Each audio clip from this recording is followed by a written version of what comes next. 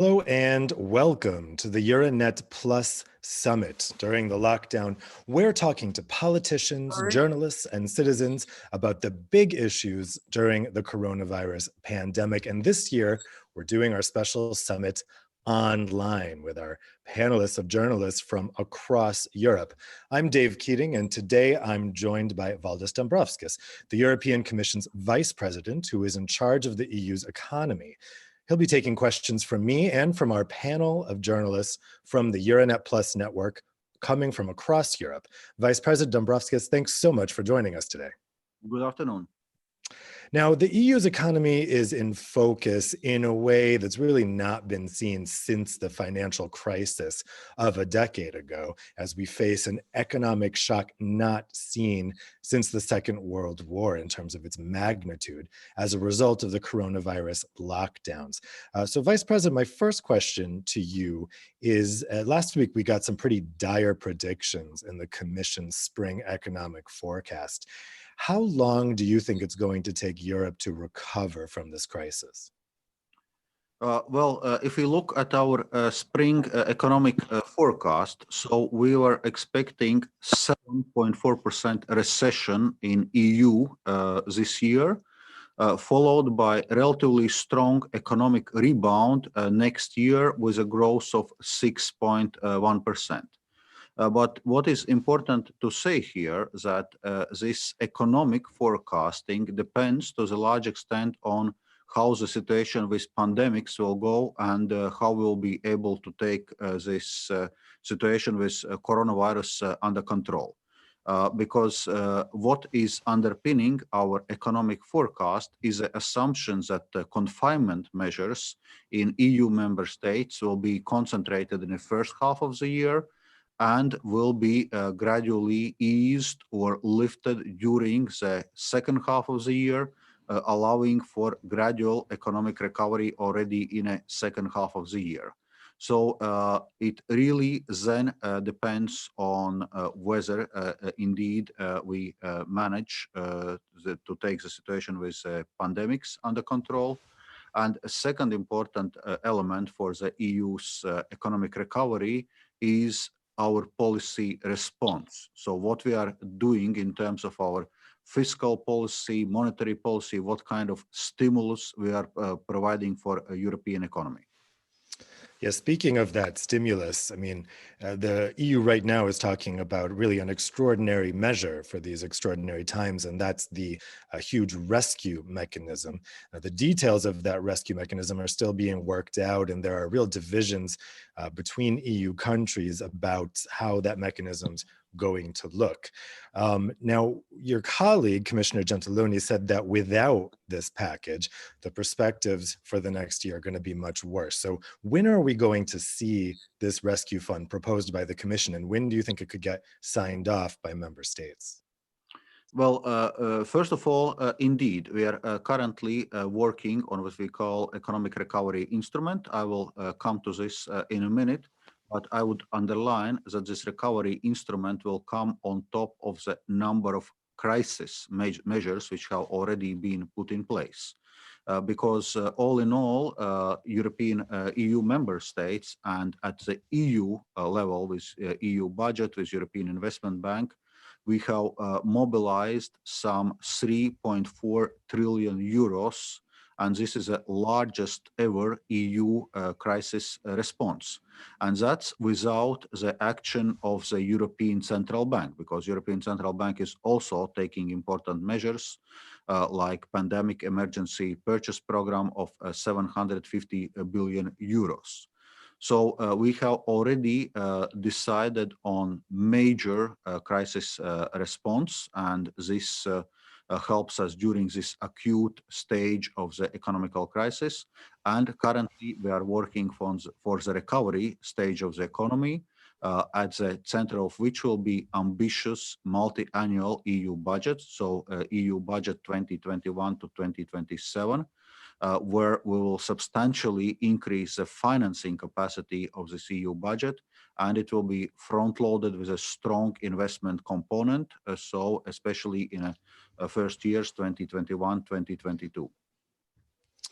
Let's open this up to the panel of journalists from around Europe now. Let's go to our first question, and that's going to come from Miriam Bale. She's a journalist with RTBF here in Belgium. Miriam, let's have your question. Yes, I have a question on borders, because since the beginning of the COVID-19 crisis, restrictions on the free movement and border closures have spread through the EU. For the farmers, for example, this means having a hard time employing in the field seasonal workers from other European countries and exporting what they have produced. So does the Commission have an idea on the economical impact of the crisis on agriculture up to now? And do the solutions that have been imagined by the Commission actually work? Do the green lanes work at the borders for food transportation? And also, what could be done to help the movements of seasonal workers that is still not fluid despite the Commission guidelines? Indeed, what we see is that all sectors of the economy are affected, including agriculture. And indeed, our response has concentrated in areas you mentioned.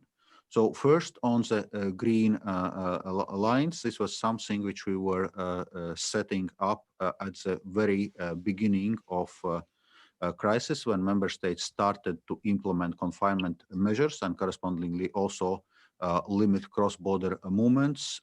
We were working very closely with member states to make sure that borders remain open for movement of goods, especially essential goods like medical supplies and food, and eventually extended it to movement of all goods, aiming that trucks do not have more than 15 minutes waiting time at EU internal borders. And I would say the advice and the guidance which we had been giving to member states through this mechanism has been widely followed. So by and large, I would say this concept of green lines is working now during this period of confinement. As regards seasonal workers and mobility of workers, this is another aspect we are also working on. Of course, there, the point is that member states have put in place different epidemiological restrictions, restricting movement of people between countries, requesting, for example, self-isolation period for people moving from the countries. So we are looking how to address it and how to reconcile it also with free movement of labor. But there we must also accept that there's going to be certain restrictions because we cannot now just return to business as usual, saying everyone is free to move across the borders the way they wish. Because the epidemiological situation currently is not allowing from this. So it's only reasonable that there are certain precautions.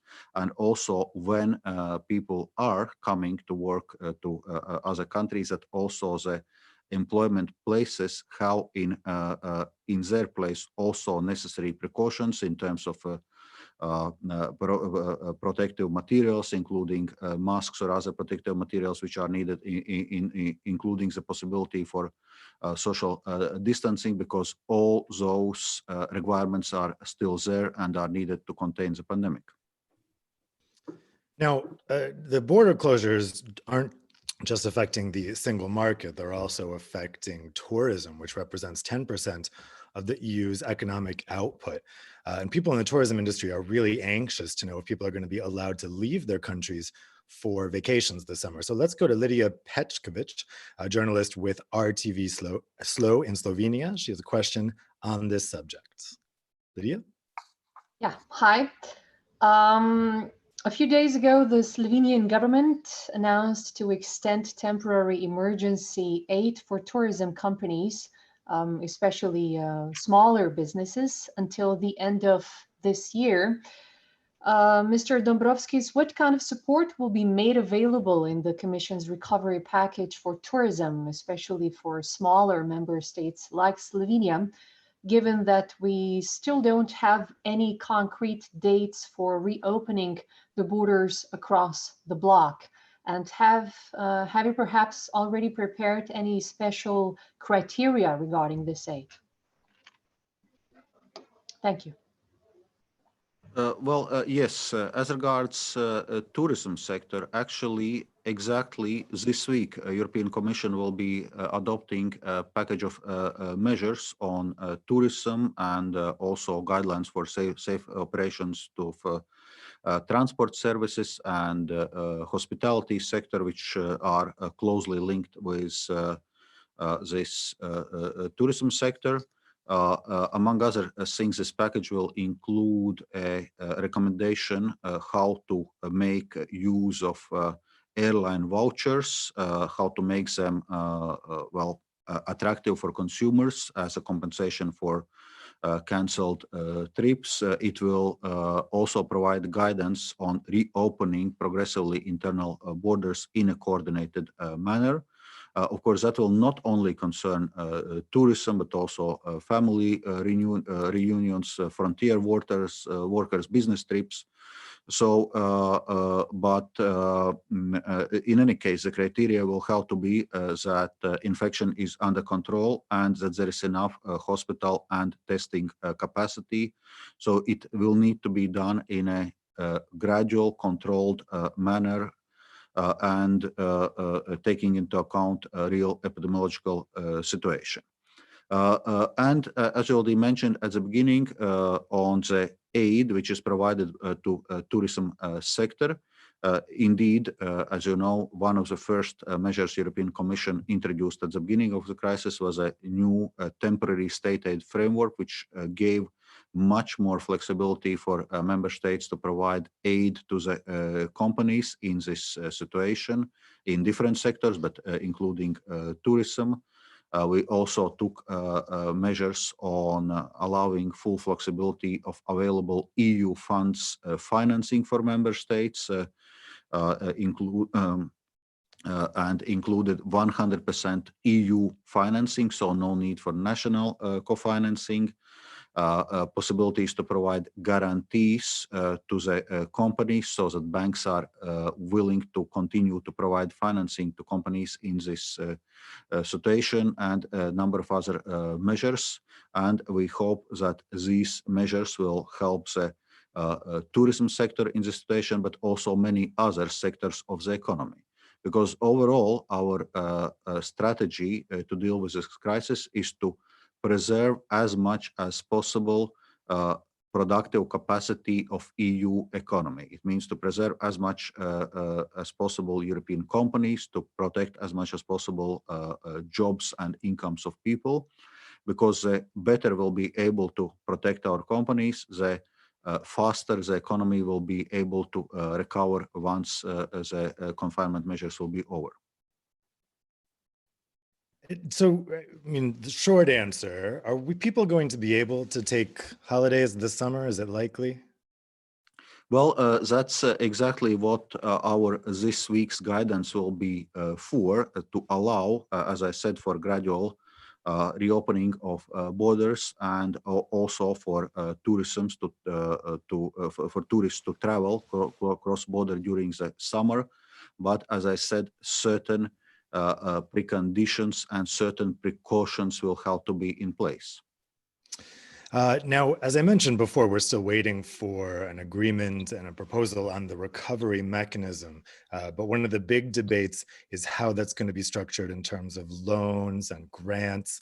Now, your fellow Vice President, Franz Timmermans, told members of his Socialist Party that it would be 1/3 grants, 2/3 loan. Could you confirm this and maybe give us some more details about the recovery mechanism? Indeed. As I was mentioning, we are currently preparing recovery instrument, which will be based on the next multi-annual financial framework 2021-2027. So what is the basic idea? We would not change in major ways our current multi-annual financial framework, so which we now call core MFF, or core multi-annual financial framework. And on top of this, we would propose a recovery instrument, which will be financed by common EU borrowing in the market. So European Commission would go to the markets, do the borrowing, and provide financing to member states, both in terms of loans and grants. Exact proportion of loans and grants is still to be determined, still to be agreed. One thing what Commission is currently doing is outreach to EU member states to find acceptable landing zone because the views of member states vary on this topic. As we know, there are member states which insist very much on grants. There are member states very hesitant to accept grants financed by EU common borrowing. So we need to find a common landing ground, both in terms of the size of this recovery instrument. Well, as a benchmark, we are aiming to increase EU own resources ceiling or EU budget ceiling, to put simple, to 2% of EU's GNI. As we know, currently EU budget is just about 1% of EU's GNI, and how exactly this share between loans and grants is going to be. So it's still work in progress, but in coming weeks, European Commission will come out with its proposal. Well, our colleague Gigi Giannelli, who's a journalist with Radio 24 in Italy, also has a question on the recovery and the potential threats to it. He's made his question in a pre-recorded video, so let's play that video now.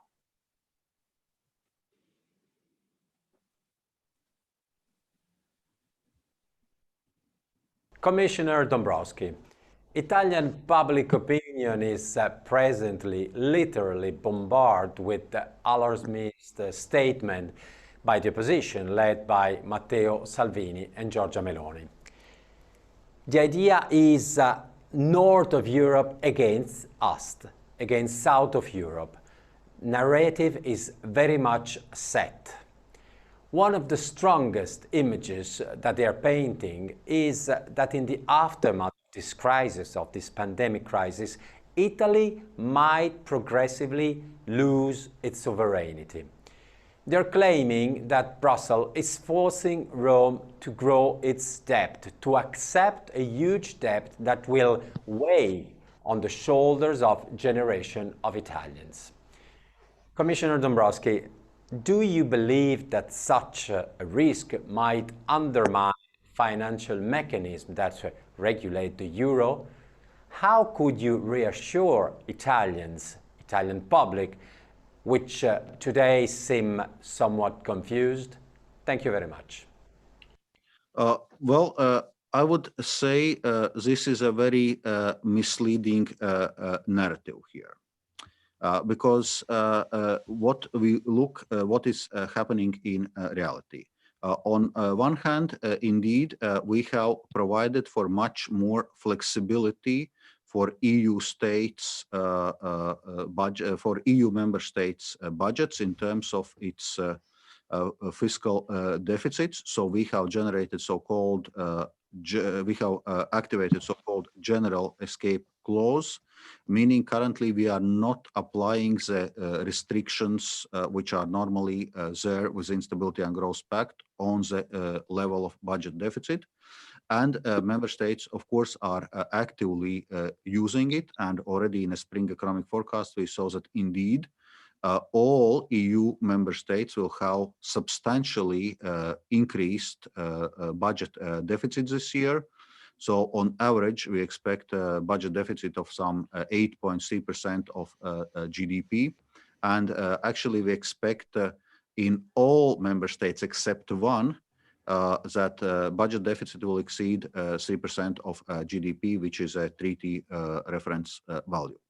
So yes, we provided this fiscal capacity, but of course it's for member states to determine how much this fiscal capacity they are using and how much they are increasing their deficit level. Then we are providing financing possibilities for EU member states so that actually EU member states can raise this financing on favorable terms and finance the immediate crisis response, because it's clear that we need now to respond in terms of healthcare expenditure, in terms of support for companies, in terms of support for workers. We all need this. So the question is how to raise this financing at acceptable terms.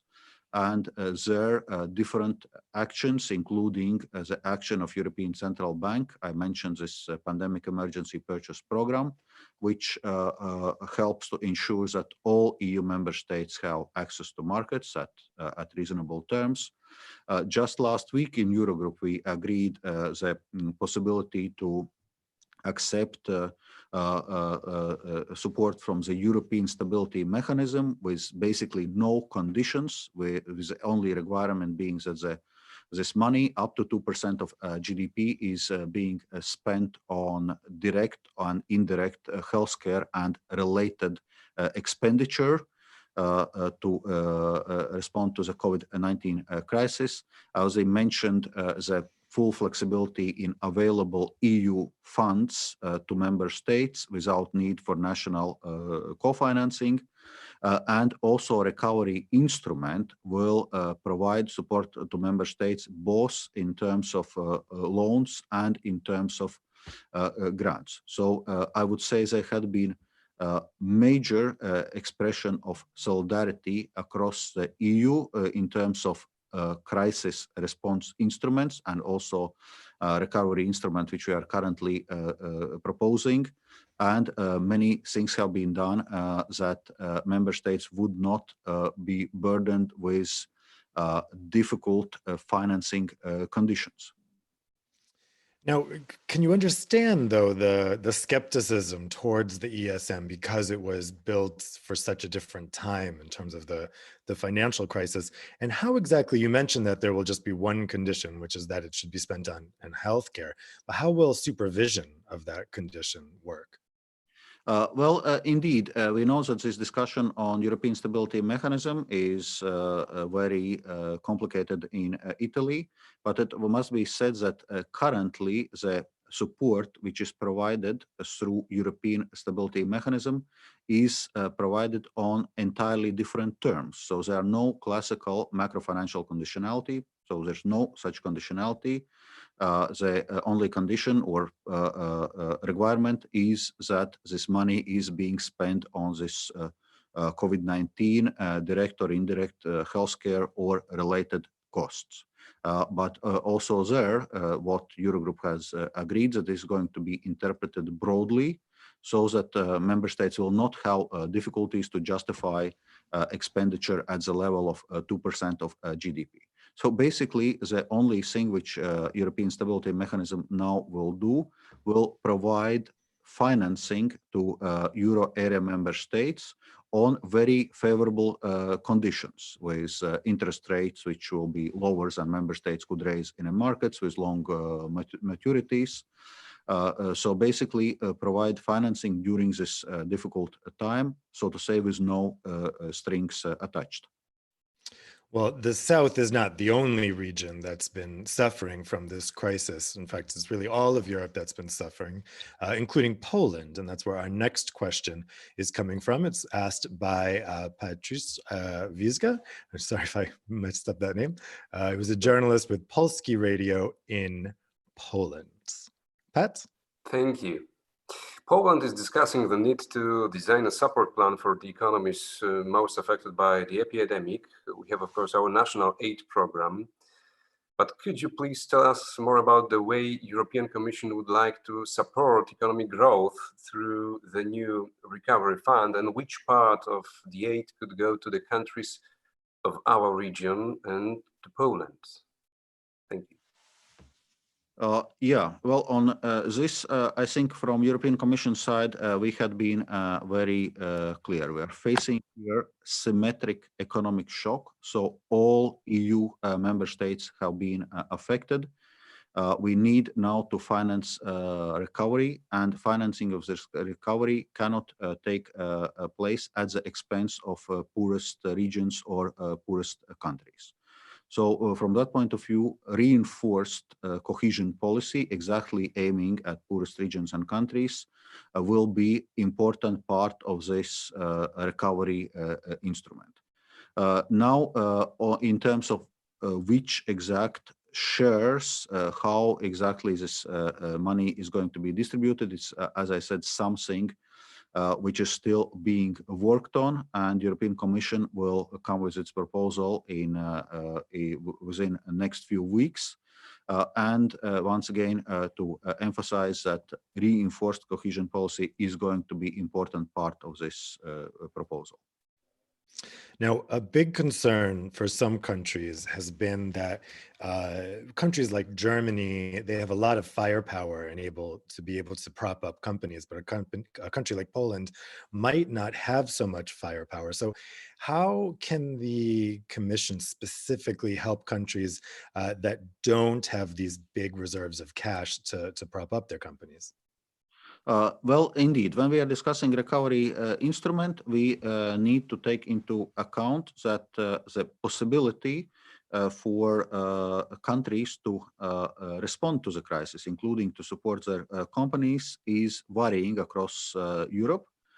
There are high debt countries which have more limited room of maneuver, like southern countries. There are countries with overall a lower level of economic developments, like Central Eastern European countries. And certainly we need to support these countries also to ensure that they can help their companies to stay afloat, and that we do not widen the divergence across different regions and level of developments of different economies. So therefore, as part of our crisis response, we will also propose, well, what we call now preliminary solvency support instrument or equity support instrument, which will be an EU-level instrument to support investments in companies, including SMEs, exactly to level up the playing field to the larger extent, and exactly to take care of the fact that member states' capacity to support their companies differ. So we'll be coming with an EU-level instrument for that. Now, another thing some countries have been concerned about is that a lot of the rescue mechanism so far has been in the context of the Eurozone. Poland doesn't use the euro, and just like Poland, Bulgaria and Croatia also don't use the euro. But there's been suggestions in those countries that perhaps quickly joining the euro could help them weather this economic storm. The Bulgarian prime minister said just that, said that even being in a waiting room, as he put it, will help to overcome the crisis more easily. So Marta Mladenova is a journalist with Bulgarian National Radio, and she has a question on this subject. Marta? When could we really expect Bulgaria and Croatia to become members of ERM2 mechanism and to have close cooperation with the European Banking Union, having in mind the spring forecast of the Commission? Is July still on the table? Yeah, as regards this question, indeed, we are working closely with Bulgarian and Croatian authorities. And indeed, we are still aiming for July, when ERM2 member states and European Central Bank could take this decision on accepting Bulgaria and Croatia into the ERM2. For that, both countries came with extensive lists of prior commitments. And by and large, these prior commitments had been implemented. There is a recapitalization operation in one bank still going on in Bulgaria, which hopefully will be brought to the successful close. And in this case, all the conditions are there for both countries being able to join ERM2 in July. Then to talk with a closer cooperation, already now, European Central Bank and the national central banks of Bulgaria and Croatia, for example, have agreed their currency swap lines, which is also additional reinsurance for financial stability in Bulgaria and Croatia. You mentioned ESM. ESM indeed is available only to Eurozone countries or countries which are ESM members. In fact, ESM was open and still is open to all EU member states, but it requires paying in some capital and providing guarantees to be able to benefit then from ESM support if it's necessary. Currently, indeed, it's a fact that no non-Eurozone country is a member of ESM. So ESM indeed currently is providing support only for Eurozone countries. At the same time, we have reserved certain, so to say, headroom in EU budget, which would allow, in case of necessity, to provide balance of payments support to non-Eurozone countries, which basically would be the similar concept, that it would be support in unfavorable terms to non-Eurozone countries to finance the crisis response. Now, there's been a lot of discussion during this crisis about how ongoing efforts to fight climate change are going to be affected by the crisis. Of course, the sudden drop in economic activity has also meant a big drop in emissions.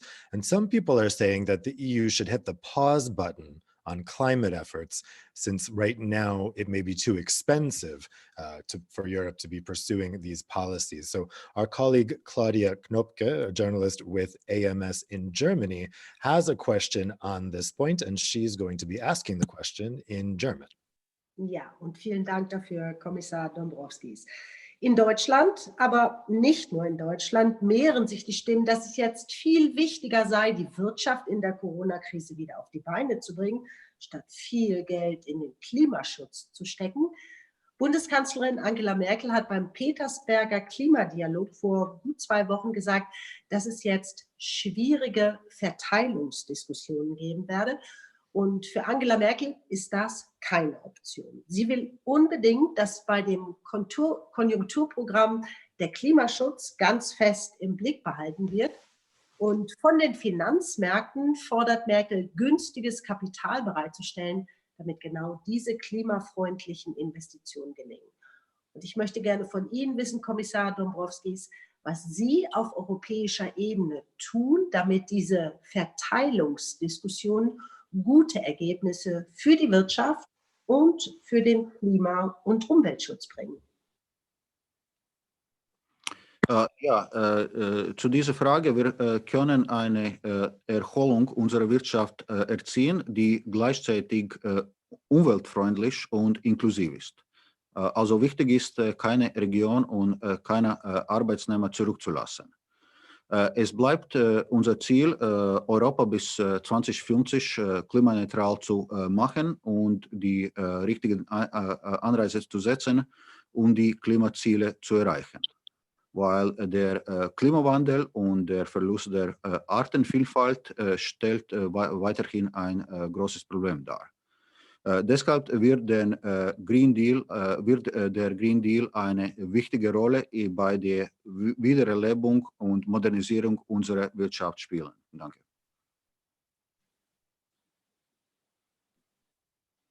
Vice President, I wanted to ask about von der Leyen's vision for the economic recovery, because President von der Leyen has said she wants this to be a green recovery, and that the economic recovery should be in line with the Commission's climate goals. So on that subject, is bailing out airlines consistent with this approach? There's been a growing chorus of complaint about all the public taxpayer money that's going to airlines without conditions from green NGOs. Would you say airline bailouts are consistent with a green recovery? First of all, when we are discussing green recovery, indeed, this will be, as I said, important part of our recovery instrument, that what we put there in terms of investments are compatible with the goals of European Green Deal, with our goal of climate neutrality by 2050, with our Paris goals, which, as you know, we are looking whether we can be ambitious in terms of emission reductions by 2030. So this is the overall context of this recovery plan. From that point of view, we are also looking at the question now on support for different European companies, what scope there is also for putting some green conditionality, if you want. This is, of course, something where we'll need to find a proper balance. Because now it's clear that, for example, you mentioned airlines. Airlines are faced unprecedented situation. Most fleets of airlines are grounded. And it will probably take also relatively long time for air travel to resume to the previous levels. So the question here is following. Do we want to lose our airlines? Do we want to lose our connectivity? Especially, I would say that's an issue for peripheral regions, which needs this connectivity, for island states, just to give some examples. So at the same time, we are looking, so what kind of greening conditions are feasible, so that indeed we can support our companies to stay afloat, because we need our airlines. We cannot let them now to go down. But at the same time, indeed, we should use this opportunity for greening. And the same goes also for other sectors, whether it's automotive or agriculture or many other sectors, because we are providing support to many different sectors, and we should be looking to which extent we also can put those greening conditions. But there, it's also an important communication issue, because we will be coming out of severe economic crisis, as you yourself said. For the EU, it's unprecedented economical crisis. So we will need to be dealing also with many, so to say, bread and butter issues. People will need jobs, people will need incomes. And if we only discuss green and digital at this stage, it may sound like a little bit out of attack. So it will be important that we find the right balance here, that not only we need economic recovery that is green and digital, we also need economic recovery that is inclusive. And finally, a final question for you, Mr. Vice President. What are we aiming for in terms of this economic recovery? Are we trying to get things to go back to normal, to how they were before? Or are we looking at a situation where, as we come out of this crisis, the economic model, the very structure that we build our economy on, is going to look different? Would you say the fundamentals of our economic model are going to stay the same after this crisis? Certainly our aim and idea is not that we should now be going completely back to business as usual.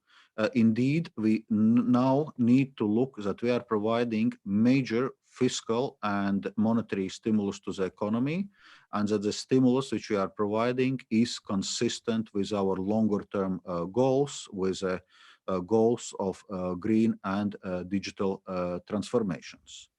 And therefore, we should not be kind of locking us back in probably obsolete technologies or technologies which are going to become obsolete, but rather to see how to finance this recovery in a forward-looking way that allows or facilitates these green and digital transformations.